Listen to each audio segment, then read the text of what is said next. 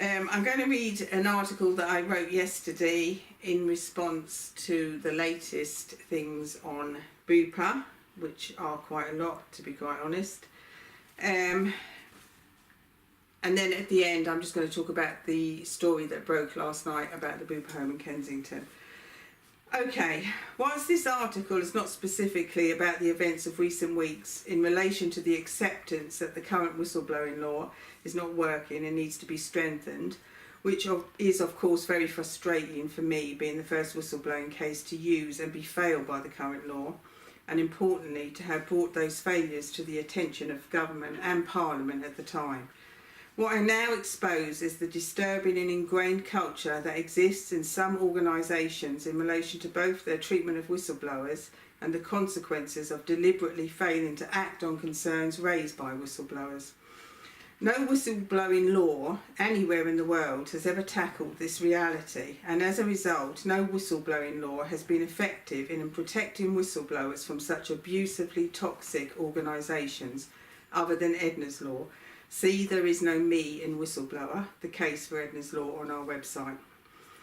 Each time such a toxic organisation can act with impunity, there is a future consequence. Those consequences can continue for decades and result in suffering and harm on a scale that can affect thousands of lives. There is no regulator model that can tackle such toxic organisations other than the criminal sanctions proposed in Edna's Law. Reading the Safeguarding Adults Review into Beacon Edge, the following key facts came to light. The review was 2 years late being published due to BUPA's stance of not answering questions put to them. That BUPA's position is that the 3 abusive staff worked nights together and that no one could have known what they were doing. Whilst the review fails to deal with this assertion, I must point out that the two of the 3 abusive staff did not work alone, and the evidence trail examined by police clearly shows that these staff would regularly text each other when one was working and the others were not. The crucial point missed in the review is that there were thousands of text messages to show that these staff clearly worked with other members of staff who were too afraid to blow the whistle on them, and given the severity of abuse, I have to ask why this is a huge problem in BUPA homes. Secondly, I have to ask why, when a small minority of staff do raise concerns, that those concerns are not acted on, and all too often staff are bullied for whistleblowing. The review does highlight that there was an earlier whistleblower who raised concerns about the same abusive staff members, and BUPA and the local authority both failed to heed those very loud warning bells. The whistleblower reported that Benson and Bowman were verbally abusing a resident they were hoisting, calling the person a, quote, fucker, and telling them to, quote, just fucking fall out, unquote. The whistleblower was physically intimidated by Bowman when she tried to intervene and reported the incident to a senior carer. Whilst the incident was known to CQC and the local safeguarding, the result was a vital missed opportunity to act.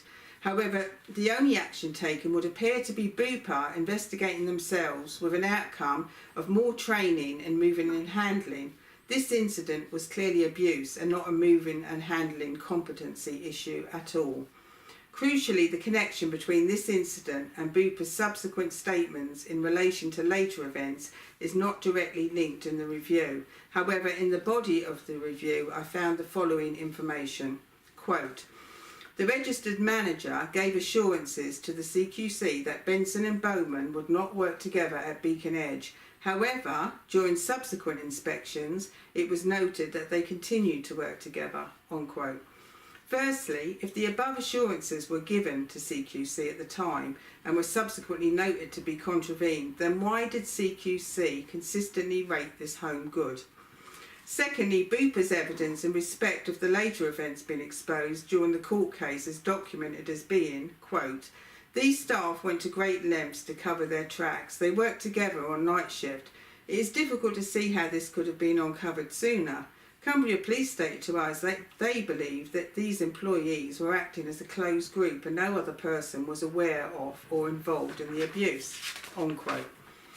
The above is BUPA's assertion of what the police believed, which raises the following questions for me. 1. Did BUPA inform the police or prosecutors that the abusive staff, Benson and Bowman, were already an identified risk at the time that further offences took place and were not supposed to be working together? 2. If BUPA did not mention this crucial evidence to police, would it not constitute conspiracy to pervert the course of justice? 3. Why was BUPA's prior knowledge of the risk not considered in terms of aiding and abetting a criminal offence? And 4. If BUPA maintained this deception in any court evidence, then should it not be considered in terms of perjury? Ultimately, questions must be asked if BUPA is beyond the law. The review does find that CQC rated the home compliant amid mounting concerns, and that BUPA continually raised this fact to shield them from any criticism, a tactic I've seen repeatedly used by this company. Regarding CQC, their failures are always justified with the tactic, but we have a new inspection regime now. A tactic which has proved very effective each and every time their new inspection regimes rack up more and more failures. The CQC and BUPA rely on 3 things: that journalists will not probe too deeply or ask too many questions, that the public will have a very short memory, and that PR and spinning the truth will make mentioning the horrendous suffering involved sound minor, and anyone who disagrees will be labelled a motive. The Beacon Edge review goes on to highlight failing after failing, but the people who suffered have no voice in this litany of maladministration, and whilst this review is more damning than many, it fails completely to connect the culture within BUPA and the reality of the abuse. It always allows BUPA to PR its way past the inconvenient truth and do what it does best: deny any responsibility and get away with it. The police uncovered many thousands of texts and videos from the abusive staff's mobile phones. BUPA's response to this information is to say that staff are not allowed to have their mobile phones at work. This stance amounts to blaming the use of mobile phones by abusive staff, as without these phones there would be no evidence and therefore no reputational damage, alas, no consideration to the fact that the abuse would still be happening. BUPA moved problem managers from home to home. This again is a tactic used over and over, and it is only whistleblowers that are speedily dispatched. The second whistleblower in this case worked a single shift at this home and went straight to the police. She resigned after that single shift. What should be considered and has not been is that staff working in this home knew what happened to the first whistleblower. She was bullied as a result of raising concerns, a fact denied by BUPA. Talking to many BUPA staff over the years on our helpline, Protected Sources, a disturbing culture has emerged. As a BUPA whistleblower, I have always strived to be objective when dealing with concerns received on different providers. I admit that in my determination to not target BUPA, I allowed them more leeway than I would have given any other care company. However, the time has come when the sheer volume of concerns grew to such a level that BUPA became easily the very worst UK care company. The following themes emerged from the information received again and again. When something went wrong in a BUPA home, it was never acted on, and other people would subsequently be harmed in the same circumstances again and again. Whistleblowers being forced from their jobs as a result of bullying and harassment. Staff being aware of the fate of other whistleblowers being too afraid to report abuse. The intensity and prevalence of power and complacency abusers in BUPA homes. Please note, see Beyond the Facade for full profiles on these types of abusers. When did this country start to accept the abuse of vulnerable people? When did we stop bearing witness to the truth? And how have we allowed whistleblowers to suffer such injustice? When did we start to allow the truth to be censored by broadcasting and print media, with the exception of a few investigative journalists and publishers, because the facts in the case might upset our viewers, or this is too graphic to communicate, or this is too emotive, or reports in the media which fail to ask all the questions or give us all the facts?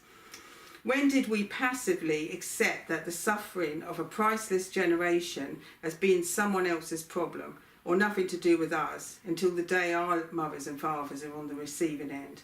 When did the authorities that are meant to be there to protect the vulnerable start to incubate such a level of complacency that aids the very worst abusers? When did we allow ourselves to be brainwashed by PR spin and to think that the consequences of a blame-free, accountability-averse society would result in anything other than the situation we face today? I will defy the risk of being called emotive and include in this article the abuse and suffering that is known to have taken place in Beacon Edge, but I ask readers to remember that for every second of recorded abuse, these staff will have abused every minute of every hour they worked in this home. Police statement on Beacon Edge, quote, "We were able to piece together through thousands, literally thousands of texts that offending had been going on," unquote. Just some examples of these texts include the below. Benson, quote, "Braying them, don't feel as good without you, lol, XXX. Bowman, who you brayed, XXX. Benson, I went into her room while she slept and pulled her hair quickly and ran out. Now she's shouting and frightened. Ha ha ha ha, XXX. Another example. Benson, quote, "I told her she had to move out because she hasn't paid her bills. Ha ha." Bowman, howling. Benson, "I said all your stuff has been sent to the tip. Ha ha." Bowman, "You're getting good." There are videos of a 90-year-old woman being prodded in the head and chest and tormented. A woman having her nightdress lifted by Bowman, who was convicted of sexually touching a woman with dementia. One relative said her mother really suffered and was frightened to sleep, and that even though she had dementia, she tried to tell her that people were in her room at night. One woman was filmed struggling to dress herself. Another woman was told that she had no money, she had to continue to stand or pay to sit down. Some of the videos were too harrowing to show in court. Imagine facing this torture every day, but also we should not forget the high number of bed sores in this home, and that for that time taken to abuse vulnerable people, there were hours and hours of neglect of others. As someone who's worked with people with dementia, it is the best job in the world. You get the chance to make people safe and to feel in control of what is happening to them. I find it painful to even read what happened to people in Beacon Edge. It can only be described as torture for pleasure. A third worker, Strong, who filmed Benson and Bowman abusing, was also convicted. Breaking the Silence Part 3 is evidence from the BUPA homes such as the Dales, where staff also use their mobile phones to film their torture of vulnerable people, and many more cases of abuse and neglect in UK BUPA care homes. Please see Breaking the Silence Part 3 on our website for all the known cases that involve BUPA in the UK. We have been contacted by numerous staff and families from Australia in connection with BUPA homes there, and a very similar pattern is emerging. Last week I read with grave concern that BUPA is asking the Australian government for amnesty to report abuse. I've seen firsthand the torture of defenceless people in a BUPA home and know what BUPA did to the 7 whistleblowers who reported it. That we now live in a world where a company such as BUPA can ask for amnesty before reporting abuse is the final piece in this account of harrowing abuse, criminal complacency and the law's failure to protect. The vulnerable people in BUPA homes need amnesty from the torture inflicted on them. The whistleblowers that worked for BUPA need amnesty from smearing threats and loss. The day we give amnesty to such a company as BUPA is the day we have finally sunk as low as it's possible to get. BUPA are summed up by the words of a whistleblower from our helpline, quote, "Working for BUPA is like taking a vow of silence. Keeping your mouth shut is the #1 rule," unquote. For all those who have suffered at the hands of BUPA and for Edna. That's the end of that report.